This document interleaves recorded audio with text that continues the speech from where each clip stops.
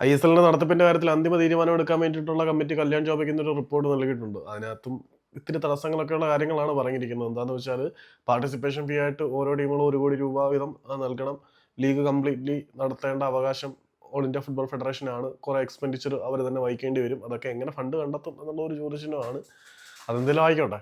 ഇപ്പം കേരള ബ്ലാസ്റ്റേഴ്സിന്റെ സൈഡിലേക്ക് വന്നു കഴിഞ്ഞാൽ കേരള ബ്ലാസ്റ്റേഴ്സ് കുറേ താരങ്ങളെ റിലീസ് ചെയ്യുന്നുണ്ട് എന്ന് പറയുമ്പോൾ വിദേശ താരങ്ങളിൽ 2 പേരെ ഒഴിച്ച് ബാക്കി എല്ലാവരും റിലീസ് ചെയ്യാനാണ് തീരുമാനം. റിലീസ് ചെയ്യുക എന്ന് പറഞ്ഞാൽ ലൂണയെ പോലെയുള്ള താരങ്ങളെ ലോണിലാക്കിയാണ്.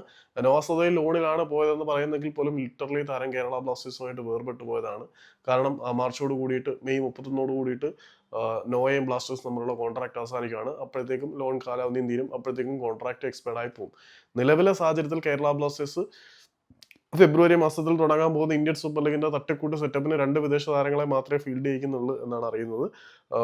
കഴിഞ്ഞ മത്സരങ്ങളിൽ വളരെ മികച്ച പ്രകടനം കാഴ്ചവെച്ച സ്ട്രൈക്കറായിട്ടുള്ള കോൾഡോ ഒബിയേറ്റെ ടീമിൽ നിലനിർത്താൻ സാധ്യതയുണ്ട്. അത് കൂടാതെ നമ്മുടെ യുവാൻ റോഡ്രിഗസ് എന്ന് പറയുന്ന പ്രതിരോധ നിര താരത്തെയും ടീമിൽ ഉൾപ്പെടുത്താൻ സാധ്യതയുണ്ട്. അപ്പം വരാൻ പോകുന്ന ഫെബ്രുവരിയിൽ നടക്കാൻ പോകുന്ന തട്ടിക്കൂട്ട് ഇന്ത്യൻ സൂപ്പർ ലീഗ് സീസണിന് വേണ്ടി കേരള ബ്ലാസ്റ്റേഴ്സ് റിസർവ് ചെയ്യുന്ന 2 വിദേശ താരങ്ങൾ യുവാൻ റോഡ്രിഗസും പിന്നെ കോൾഡോ ഒബിയേറ്റയുമാണ്. മറ്റുള്ളവരെ മൊത്തം കൂടുതൽ അവസരങ്ങൾക്ക് വേണ്ടിയിട്ടും അല്ലെങ്കിൽ ക്യാഷിന് വേണ്ടിയിട്ടും കൂടുതൽ നഷ്ടം സഹിക്കാൻ വയ്യാത്തതിൻ്റെ ഭാഗമായിട്ട് കേരള ബ്ലാസ്റ്റേഴ്സ് ലോണിലേക്കും റിലീസ് ചെയ്യുകയൊക്കെ ചെയ്യുകയാണ്. അപ്പോൾ 2 പേരെ ബ്ലാസ്റ്റേഴ്സിൽ ഈ ഒരു സീസൺ കളിക്കാനുള്ളൂ, ഒബിയേറ്റയും റോഡ്രിഗസും.